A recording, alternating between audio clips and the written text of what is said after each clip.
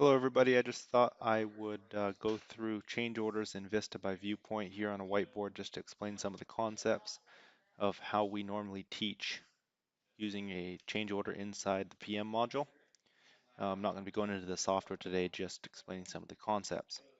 One of the first things to note is that there's a distinct difference in the software between what you see in the job cost module and what you see in the project management module. Mostly what I'm going to be talking about today is the project management module and where things start and where they end by getting interfaced over to the job class module. One of the first things to note is that the PM module has multiple types of contracts or change orders that they reference in there. The ones that we deal with the most are pending change orders. You'll see them in there as PCOs, and approved change orders, ACOs. There's a few other things that get referenced in there. Number one is a change order request.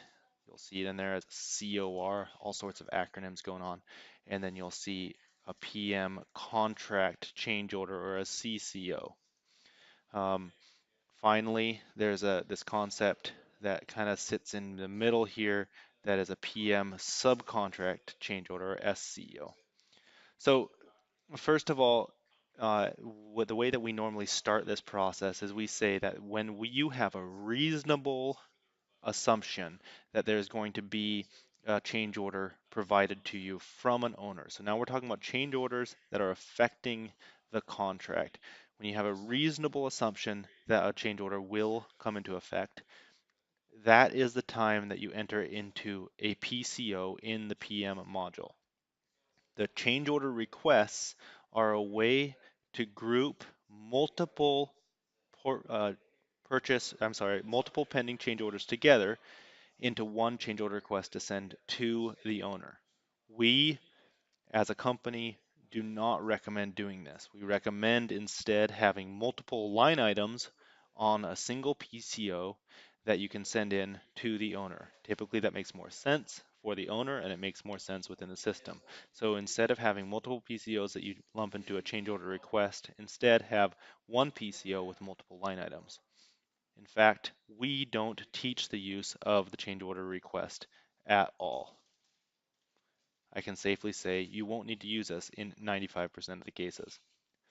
Second of all, when you have a reasonable assumption that you're going to have a change order to a subcontract, that is the time to create a subcontract change order and to link it to a pending change order.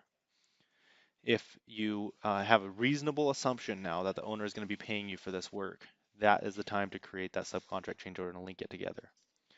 Then, once that change order has been approved from the owner, you can create an approved change order. Note that multiple PCOs can become a single ACO. So you could have two PCOs become a single ACO, or three PCOs become a single ACO.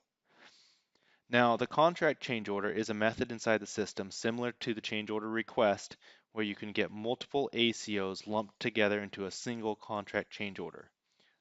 As before, Silvertrek recommends not using the contract change order, but instead using multiple lines on a single ACO to represent the same thing. We do not use change order requests or contract change orders in the majority of the cases. Now, if you have a subcontract involved, your subcontract that we had linked to the PCO will roll up when you create an ACO from that PCO. So your subcontract change order that you linked to a pending change order will roll forward into an approved change order.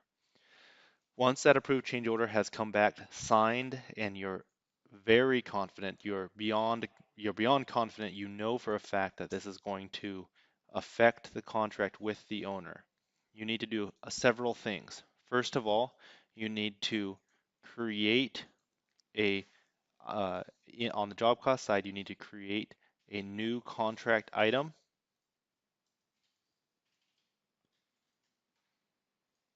in the contract for all of in order to bill a $0 contract item that is going to change with with the ACO. You also need to create a new phase code to track all your costs to and link that phase code to that new contract item. Then you can link that contract item to your ACO that you had earlier, and then finally interface it over to JC, where it becomes a JC, simply named a JC change order. So at the time that you know that you're going to have an effect on the billing, that's when you create a new contract item and link it to an ACO, and not before. Otherwise, you're going to confuse your owners by having a change order on their item, even if it's a $0 amount for something they haven't yet approved. You need to make sure you have a phase to capture all of the costs associated with that change order. And then you have, once you get all those things entered in, linked to the ACO, then you interface it over to JC as a change order, and it starts to affect everything throughout projections, etc. Thanks for listening. Hopefully this cleared up some of the confusion about all of the different terms and acronyms. And I hope to do a video soon of showing this process, getting a thing from a PCO to ACO into a JC change order in the future.